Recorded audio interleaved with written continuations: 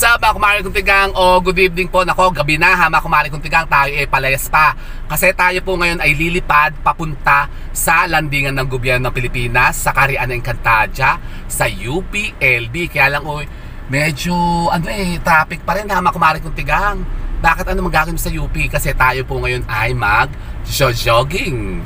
Magja-jogging tayo ha mga kumari kong tigang. Kaya lang medyo gabi na nga, anong oras na ba? 9 o'clock na ng gabi ha mga kumari kong tigang. Pero gantong oras po kasi maganda magpag-jogging doon sa UP kasi wala na masyadong karamihan ng tao. Kasi ngayon po yung weekend na naman, linggo po kasi ngayon, marami talaga nagja-jogging dyan sa UP, LB. Kaya ngayon ko lang po naisip lumabas kasi kanina nga po yung sobrang init din, tsaka napaka-traffic, kanina yung napakahaba ng traffic. Kanina papalabas na sana ako, parang ako'y tinamad na. At ako nga po edit pa ng mga videos at mga reels. Nako, si Mariosep. Yan, so ngayon lang po tayo nakalabas. So samahan niyo po ako ha mga kumari kong tigang, kasi tayo rin po ay may pag-uusapan ngayon na isang napaka-interesting na topic, at ito po may kaugnayan pa rin po sa kaswertihan at kamalasan sa buhay po natin. Talaga ba? Ano yan? Basta mamaya po ha mga kumari kong tigang, samahan niyo po ako. Tara na, tayo lilipad ngayon sa UP. Ano ba yan? Leche, traffic talaga Kala ko wala ng traffic, alas 9 na Ano kaya, papapasukin pa kaya tayo sa UP? Gabi na. May curfew ba sa UP? Sus, Mariosep. Masya, let's go mga kumari kong tigang.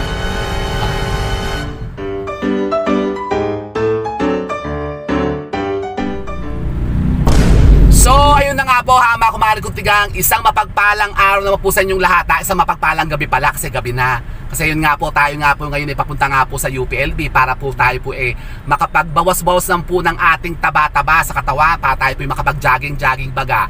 Ngayon po ha mga kumari kong tigang, habang tayo po papunta doon, may pag-uusapan tayo isang napaka-interesting na topic ha mga kumari kong tigang.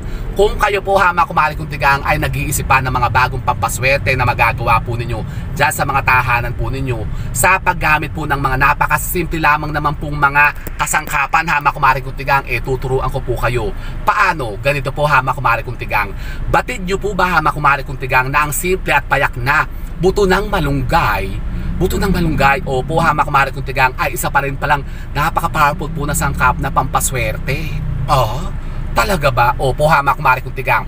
Lalong-lalo na po ha mga kumari kong tigang kung kayo po may mga negosyo, kung kayo po may mga nagtitinda at nagbebenta.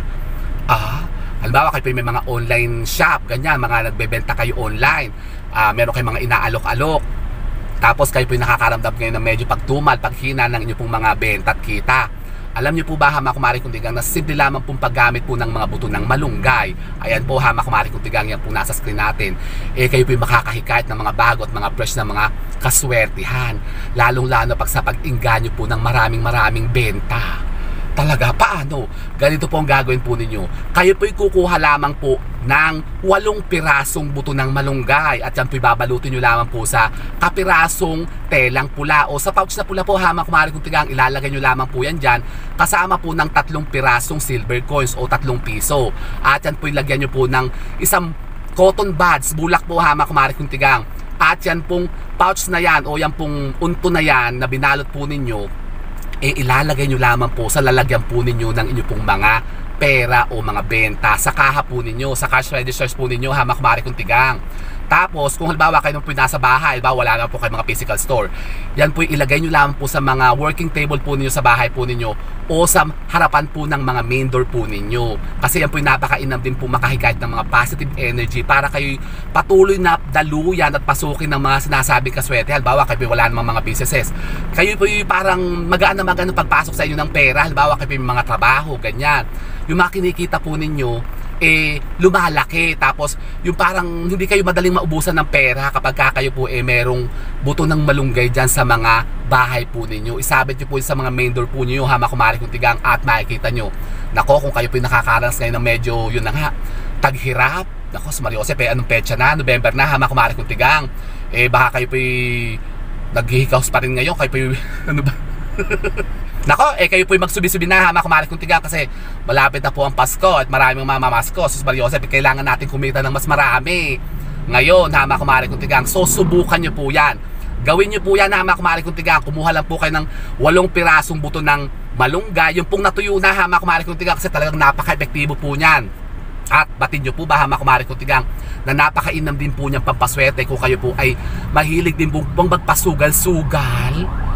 Talaga ba? Opo, ha mga kumare kong tigang, bago kayo tumaya, ha mga kumare kong tigang, bawa kayo po mahilig magsugal, bago kayo pumunta ng sugalan, kayo po ay maglagay po ng mga buto ng malunggay dahil sa mga bulsa po ninyo. Yan, kahit po mga 7 piraso o 8 piraso na buto ng malunggay, ilagay nyo po yan sa bulsa po ninyo. Yan, at samahan nyo po yan ng pera para po yung maka-attract po ng maraming positive energy ng panalo. Ah, ganun pala. Opo, ha mga kumare kong tigang.